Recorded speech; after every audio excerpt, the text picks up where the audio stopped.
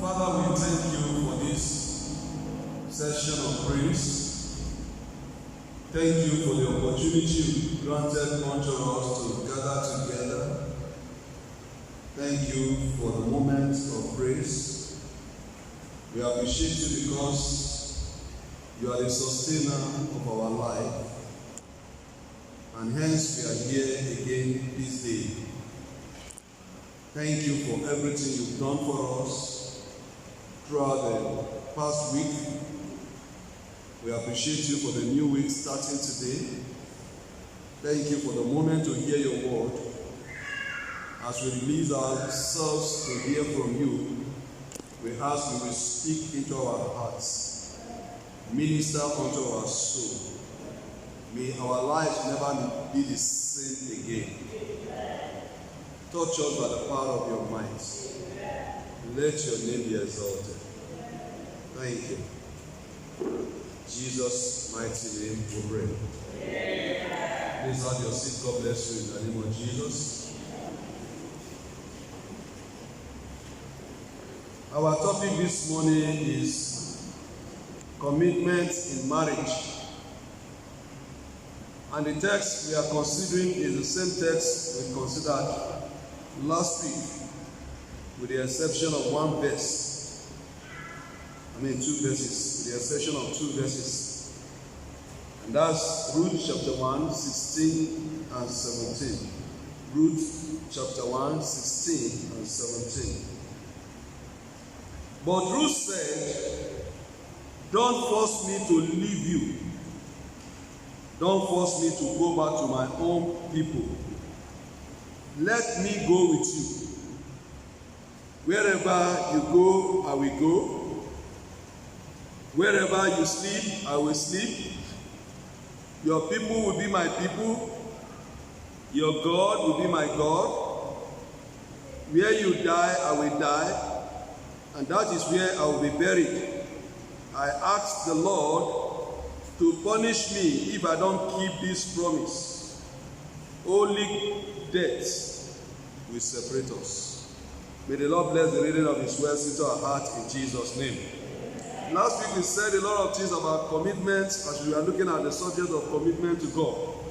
In addition to what was said last week, I want to add some other things to it. That commitment is very key to the success of any marriage. And where there is no commitment, success is far away from such a family or such a marriage. And so this morning, as we look at the subject of commitment in marriage, I want to open our eyes or to remind us, whatever the case is, to three components of commitment that we must take note of. If these three components are not in any commitment, that commitment is not complete. And what are the three components? Number one, component of commitment is that there must be an explicit announcement of an intention. An explicit announcement or declaration of an intention. Secondly, there must be the declaration of the timing, the beginning and the end of that intention. Thirdly, there must be the carrying out of the intention. In other words, that intention must be backed up with action to actually do what one has made up his or her mind to do. Those are the three components that make commitment complete and realistic. If any one of them is missing, then it will not be commitment indeed. These three components I've just mentioned, you find it in every successful marriage. And as I go on in the course of the teaching, I will be pointing you to some of them, or you'll be seeing some of them, how these three components play their role in marriage. Now, as we talk about commitment in marriage is very key. And I will give you a research the result of a research, who says that 85% of divorced couples gave lack of commitment to marriage and to each other as the cause of their divorce. In other words, where there is no commitment, 80% of marriages, 85% of marriages in that situation is likely to end in divorce. Only 15% can survive. That's a serious figure, and that shows that commitment is very key. So we must take our time to study what commitment is and do what it is. A committed person is simply one who regularly keeps their commitments, what he or she had signed up to do or not to do. One who regularly keeps his or her commitments, doing what he or she had signed up to do or not to do. So we must take note of that. Every good marriage is built and sustained by those who are committed and value commitment. In other words, no marriage can be good where there is no committed people. Or where you find people who don't know the value of commitment. They don't commit themselves to anything. And so there's nothing to pursue. That marriage cannot be good and cannot be successful.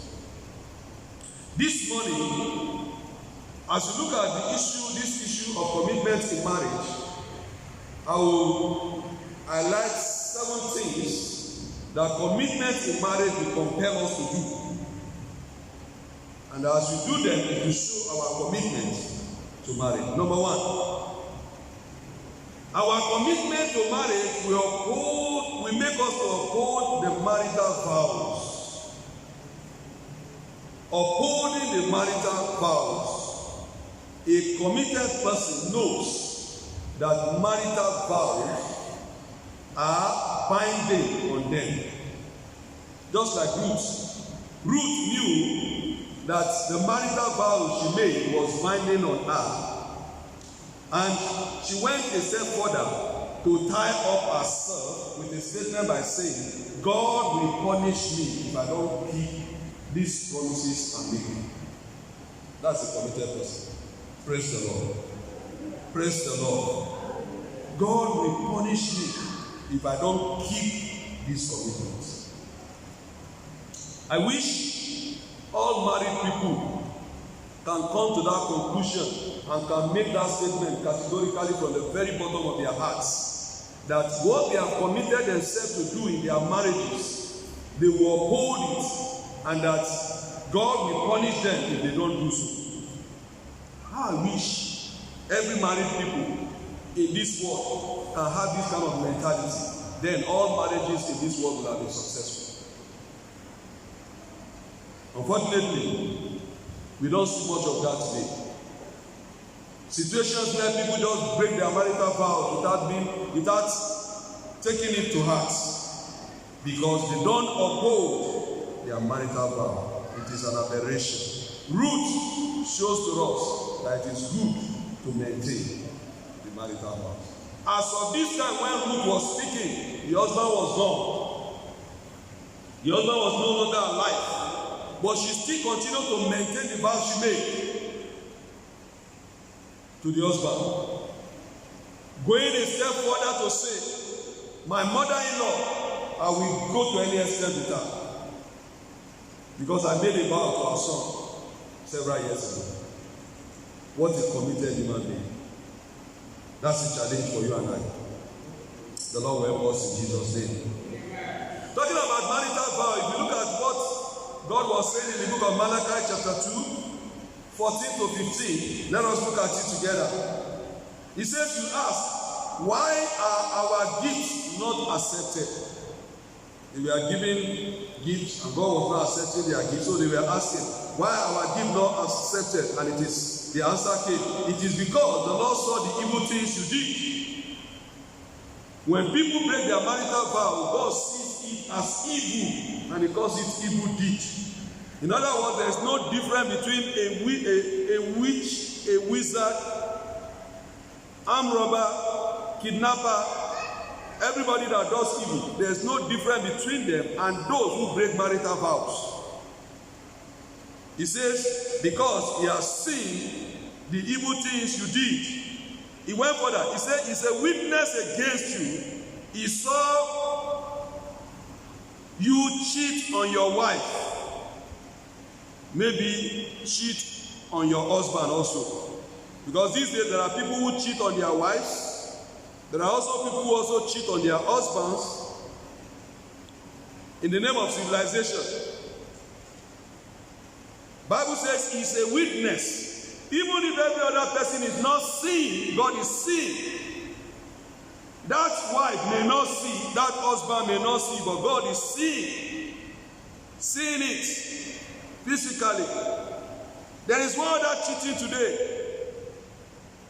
And that's cheating through pornography.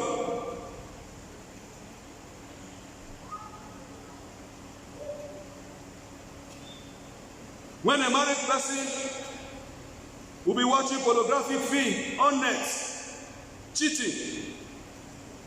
Nobody is seeing it, but God is seeing you. He's a witness. Be careful. He went further, let me jump. He said, then you made your vow to each other as she became your wife. God wants husband and wife to become one body and one spirit. Why? So that you will have only children and protect that spiritual unity. Then he went further to say, don't cheat on your wife. She has been your wife from the time you are young. You were young. She has been your wife. Don't cheat on her. Don't cheat on him. He has been your spouse since when you were young. Whatever will give you the boldness to want to cheat on somebody now, Bible says, remember you were together when you were young. And if you look at that subject of when you were young, it can be expanded, but because of time, we will not expand it. When we are young, can symbolize the fact that when you were not as strong as you are now, maybe financially,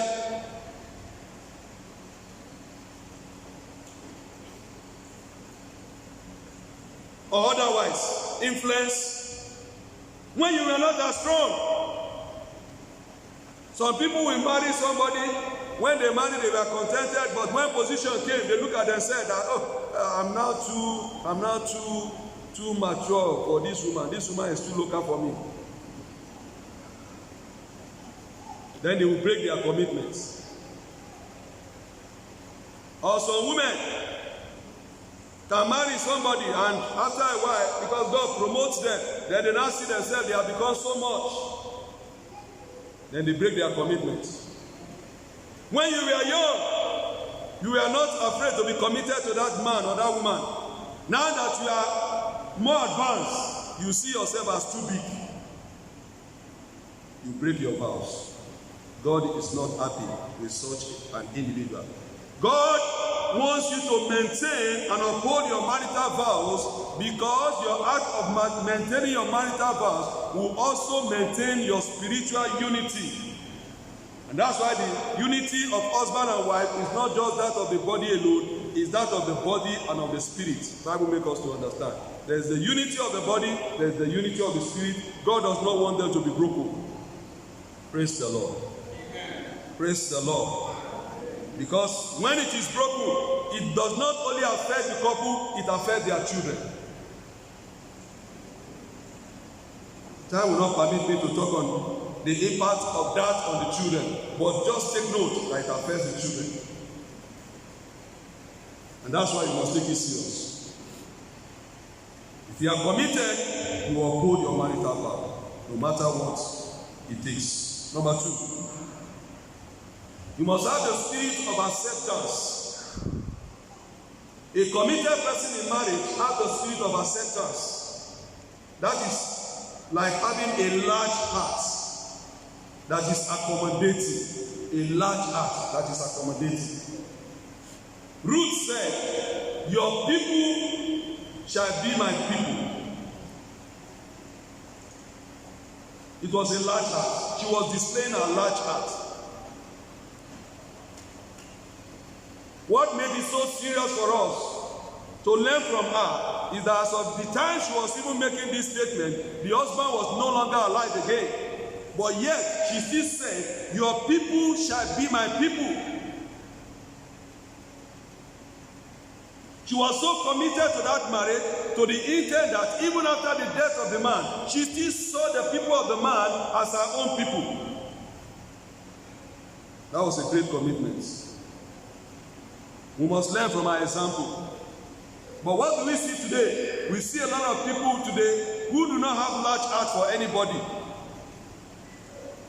They don't accept people. The only person they want to see is their spouse. They don't want to see any other family member. They just want me and my husband or me and my wife alone. At times we copy some of these foreign ways of life without understanding the way they live their lives. Even some of those foreigners we try to copy, there are some of them that still know the value of family and they cherish it so much. Ruth said, your people shall be my people. How accommodating are you? We hear instances of young people who be praying that when they want to marry, they don't want to marry a man whose mother is still alive because they don't want trouble with mother-in-law. Unfortunately, some of them will call themselves Christians. When you pray that you don't want to marry a man whose mother is still alive, and you are a woman who is praying to become a mother one day, then by the time your child also grows up and wants to marry, your child will also be praying. Somebody else will also be praying that he wants to marry your child, but he does not want the mother to be alive. So that means the mother should die, abi? So what you sow is what you are going to reap. If we pray that one mother-in-law should die, prepare that somebody will also pray against you that you should die before your time. Praise the Lord. Acceptance. The heart of acceptance. A large heart. That spirit that is willing to accept. The people might not be perfect human beings, but a large heart helps you to accommodate them. So far, they are the family you married into. You have to accept them. Whether as a man or as a woman, accept them. Praise the Lord. Praise the Lord. If you are committed, you will accept. Ruth was committed. She accepted. And that acceptance helped her life because it betters her life. Number 3, uphold the permanency of the relationship because marriage relationship is till death do us part. So the permanency lasts until death. You must uphold it. That's why Ruth was saying, don't force me to go back. This relationship is permanent. I've accepted this as a permanent relationship. Allow me to go with you until death. It is only death that can separate us. Because she was a committed woman and she was able to make that statement. Are you committed to the extent that you can accept the permanency of marriage? Today, what do we see a lot of people do? They think that marriage is just something you can just pick and choose. Try it if it's okay. If it's not okay, throw it away, pick another one. As if you are changing shoes. Malachi 2:16. God was categorically speaking after he mentioned what I read earlier. In verse 16, he now said, I hate divorce. I hate divorce. It's not something I like. I don't like it. So don't think about it because I don't like it.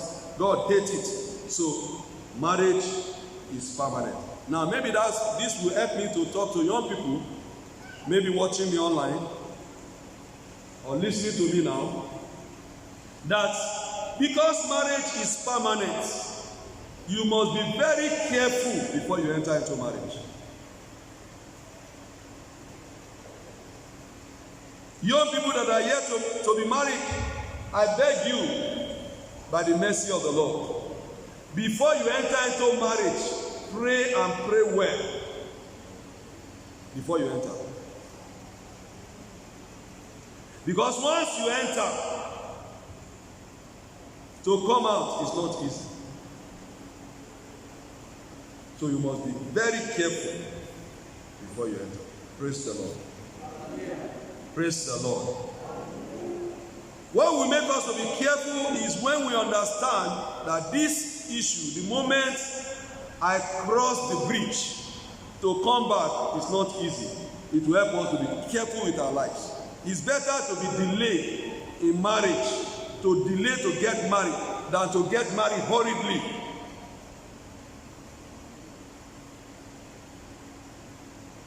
Because the stress is not here.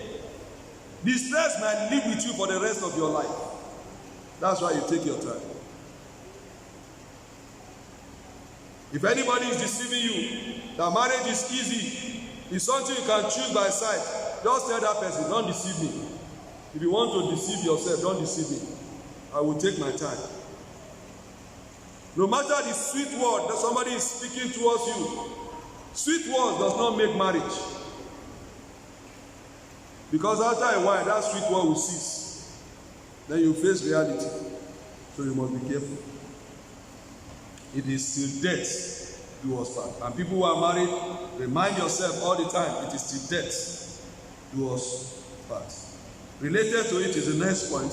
Prepare for whatever God may bring your way in marriage. Prepare for whatever God may bring your way in marriage. In verse 16, we saw Ruth making comment, and she was saying, wherever, underline the word wherever you go, I will go. She was prepared. She was prepared for whatever. She was not only prepared for the good, she was prepared for the worst. And that's why the man said, wherever. It does not matter where it is, wherever. So far, you are the one going. If it is good for you, it is good for me. I will follow you. Wherever. Then he went to say, wherever you sleep, I will do what? I will sleep. And when I look at a statement of wherever, it also means if you climb the tree to sleep on the tree, I will follow you. We will sleep on the tree together. That was a very committed woman. A committed woman who had made up her mind that a relationship is not for better alone. It is for better, for what? For worse. For better, for worse. Marriage is for better, for worse.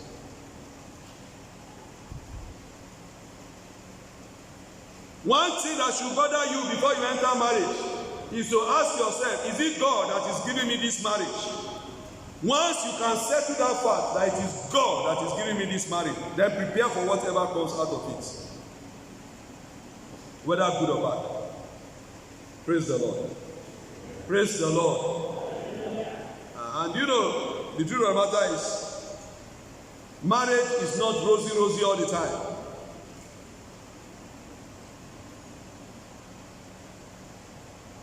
And maybe the reason why some people break down in their commitment to their marriages is when they are not prepared for whatever God will bring their way in that marriage.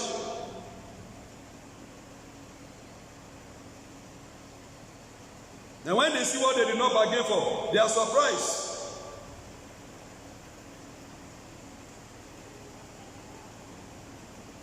Your marriage is like your life. None of us can determine what life will bring for us. Abi? Is there anybody here that can boast and say, I know what my life will bring for me? Do you know that? No, none of us know. But we live our life by faith. That it shall be good. Is that also? We walk by faith. Everything we do in life, we do by faith. Even when we don't know that we are walking by faith, we walk by faith. I will give you an example. When you want to travel and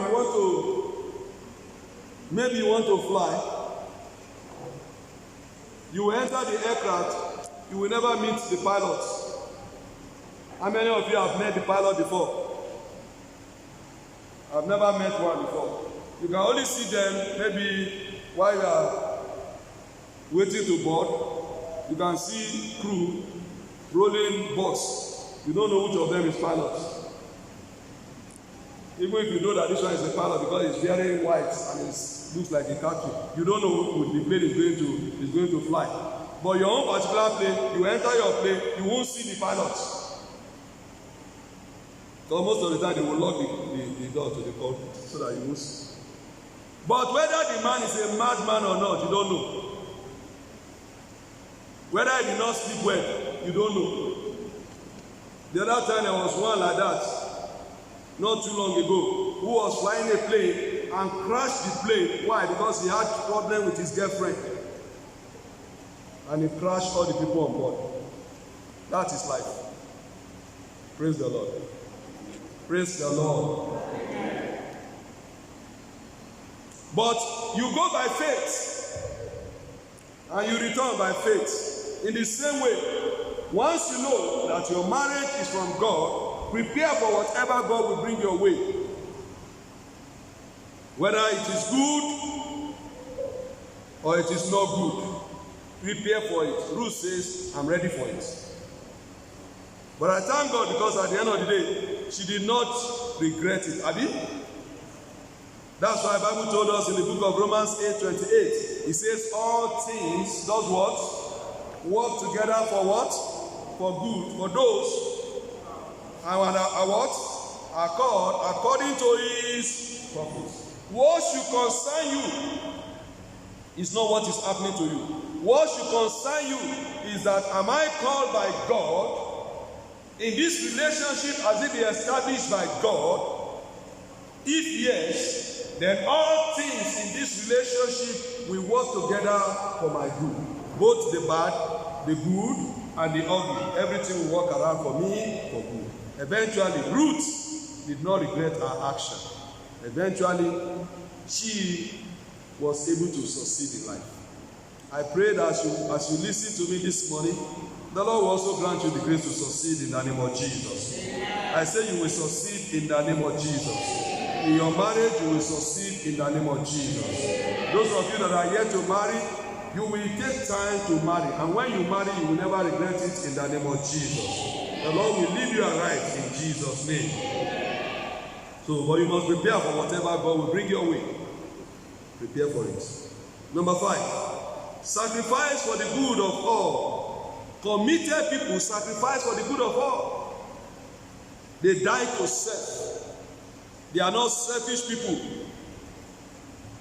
They are very, very, very, very selfless. Ruth was a selfless woman. That's why Ruth says, where you die, I will die.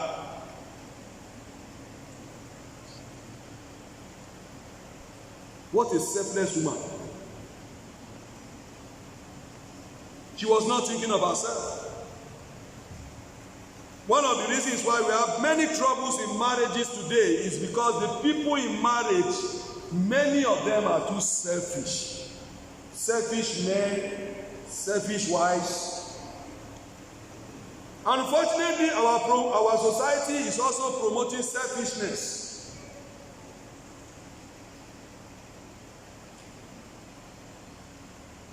The talk show you listen to, the movie you watch, the people you hear talk in the society, the way people comport themselves in the society, everybody is becoming so selfish, so self-centered.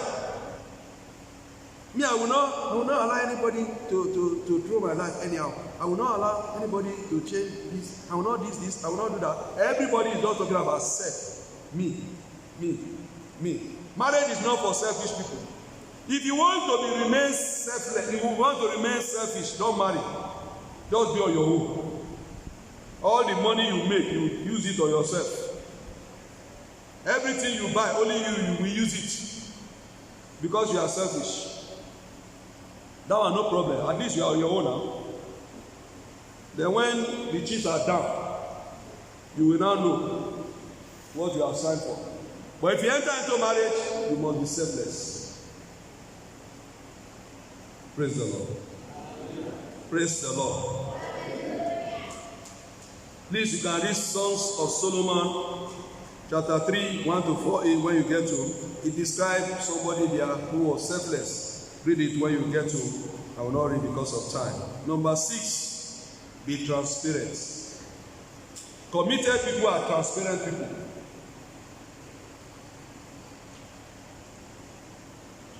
When a young person wants to go into marriage, if he wants to be committed to that marriage, he will be transparent from the beginning.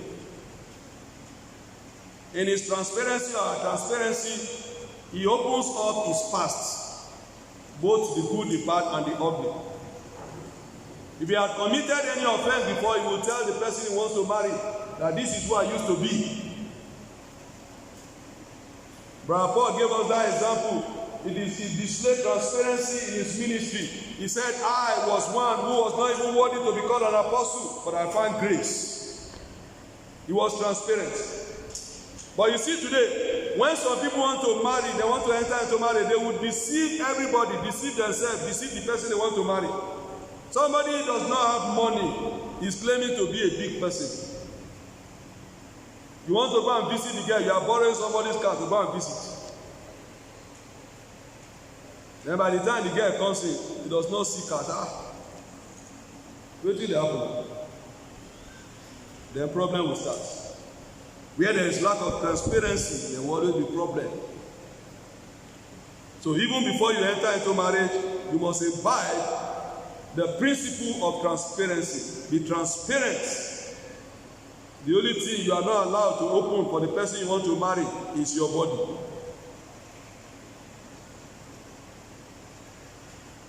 For your past, open up. Your aspiration, open up. Your goals, open up. Be transparent. Now let's come to those who are married. For those who are married, transparency is a must. It's not optional. And there are many areas that call for transparency that I will not be able to explore because of time, but I will just mention a few. Let me start from the common one.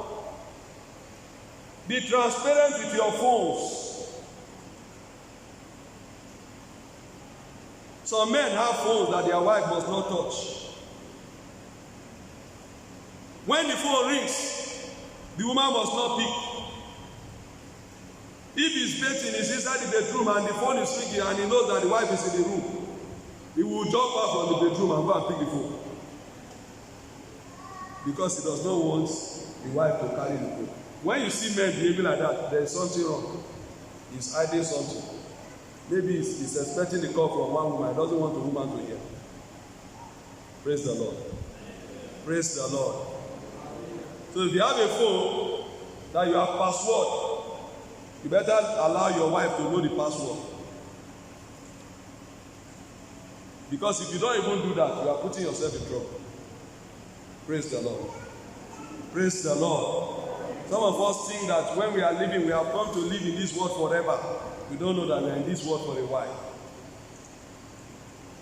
Let me paint a scenario for you. You have password your phone, and your wife does not know the password, and there is an emergency, and she does not have credit on her own phone, and your own phone has the credit. Has airtime. What will she use to call? You see, at that time she'll be asking, what's the password? Praise the Lord. Praise the Lord. You see, at that time, what's the password? Because you yourself might not even remember the password again. Some people will kill themselves before their time because they are not transparent. Let me leave that phone. What about your accounts? Are you transparent with your accounts? Some people operate on bank accounts that their spouses does not know.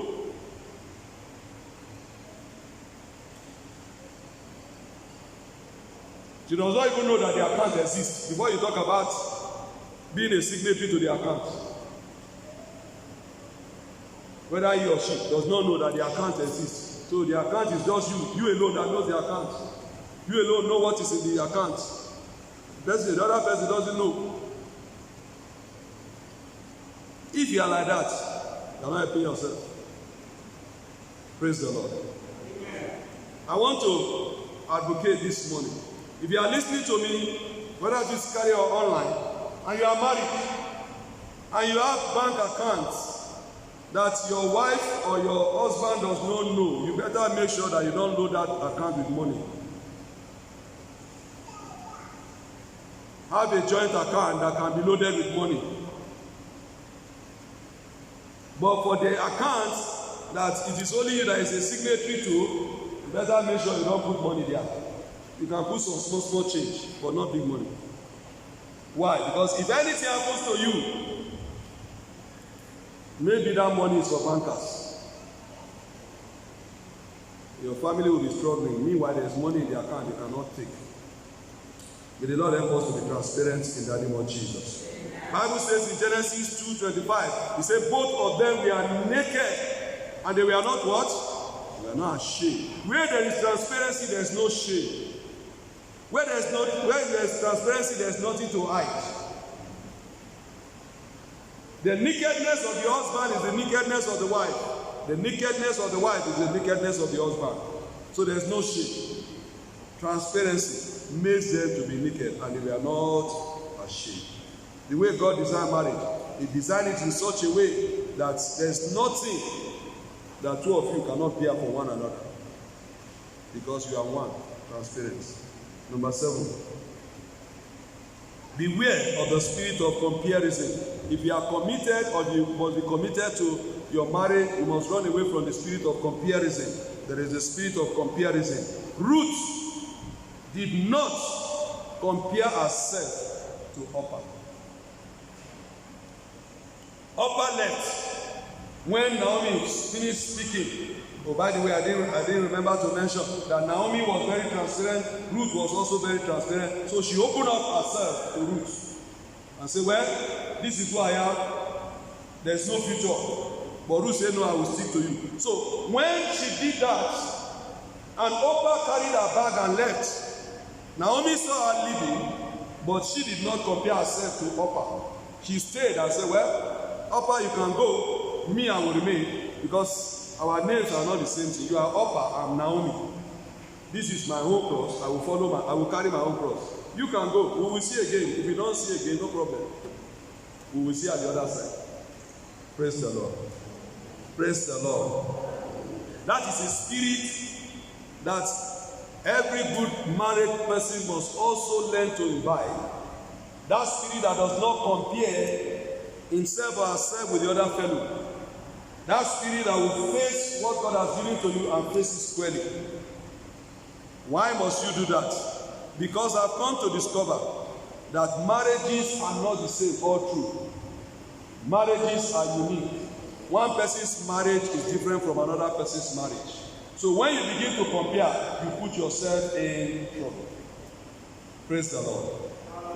Praise the Lord. Now I've seen marriages where husband and wife, they are working in good establishment, earning good money, husband and wife. And I've seen marriages where it is only the husband that is working and the wife is doing almost nothing. I've seen marriages where it's the woman that is working and is making money and the man is not getting good work. And I've also seen marriages where, as it were, both of them are struggling. You can't even know who is working. And so marriages are different kind of marriages. Let me also give you another scenario. I've seen marriages where people just get married and before you know what is happening, in about 9 months time, they already giving birth to a child.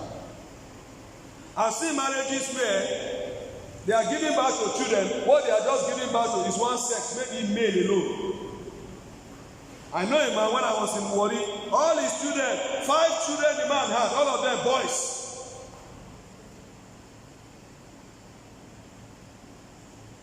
And the man decided to talk sense to himself, say, I better stop. If not, I will give birth to 12, and all of them will be boys.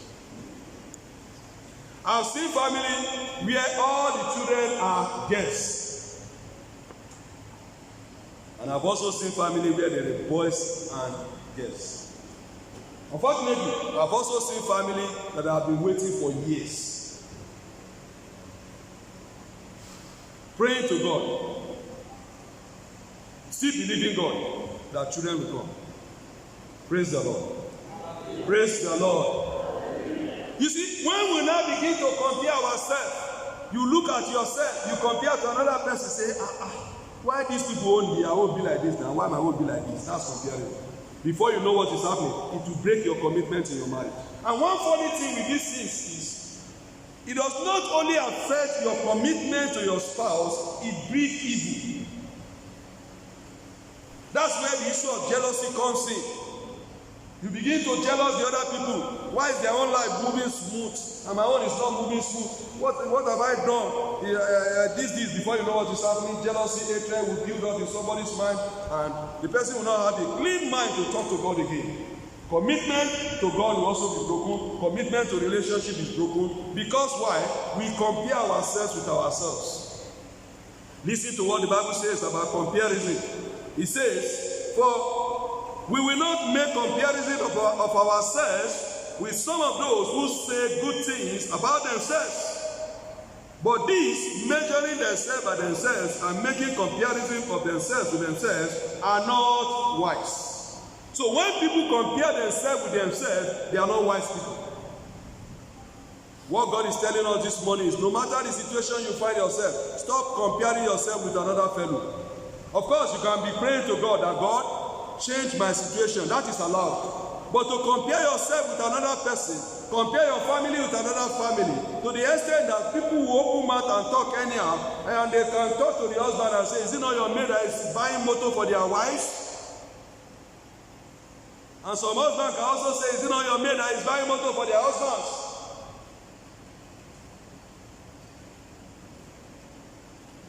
Then, when that aggravates in the family, commitment is broken. Trouble enters into the family. Once trouble enters into the family, division of the spirit comes in.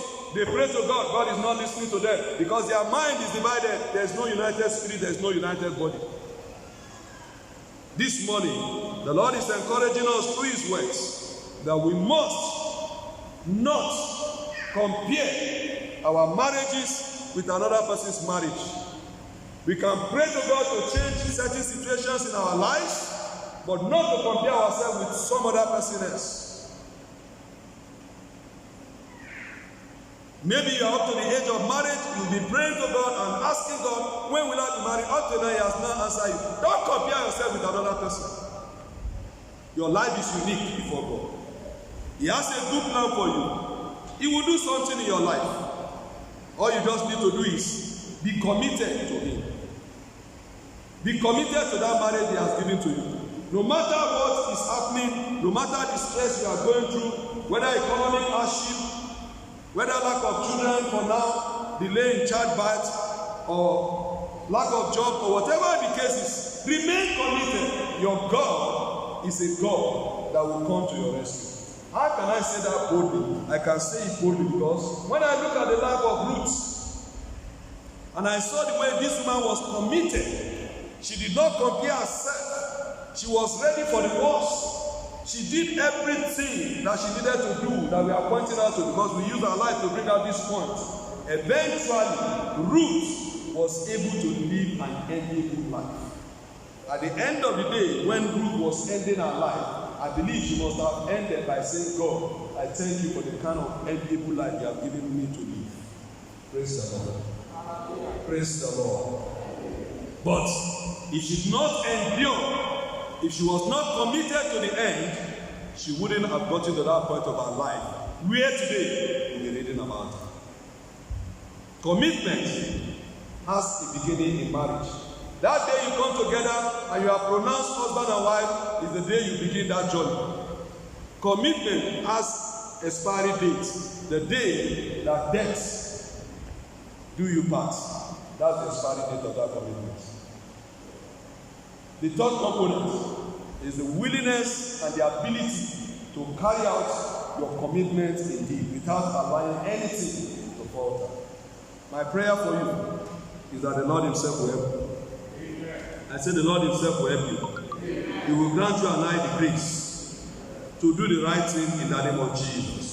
As I conclude this morning, I want to say to you, your commitment to God will help your commitment to marriage. So, it starts from your commitment to God. That's why we started looking at commitment to God last week. And we saw what commitment to God entails. That commitment to God will help your own commitment to your own marriage. For if you are not committed to your God, you cannot be committed to your marriage. It is not possible. It is not by power. It is not by might. It is by the grace of the Almighty God. The more you are committed to God, the more committed to God you are, the more committed to your spouse you are likely to be. My prayer for you this morning is that the Lord will grant you the spirit of commitment. The spirit that forges ahead, even when it appears that things are not working well. May the Lord release that spirit upon you in the name of Jesus. And as you remain committed to that cause that the Lord has brought your way, may the Lord change things around for your own good in the name of Jesus. I want to pray for somebody this morning. Maybe you have been committed to that marriage for a long time, and up to now you are still waiting. I pray for you that God will visit you soon in the name of Jesus. Whatever it is in that marriage that is making your heart to shake, I pray that the Lord of stability will stabilize your heart in the name of Jesus. Everything you are trusting Him for, the Lord will attend to your way in the name of Jesus. Maybe you are here, you are wondering about your future, wondering that is my future in this marriage going to be secure? I want to speak to you by the unction of the Almighty God, that your future in that marriage is secured by God in the name of Jesus. In as much as it's God that has brought you into that marriage, your future is secured in the name of Jesus. And nothing can change or shake your future in the name of Jesus. The Lord will establish it to His own glory, and great and wonderful things the Lord will do in your life. And at the end of the day, you'll be able to say of the truth, the Lord has done great things for me. That will be your testimony. In Jesus' mighty name we pray.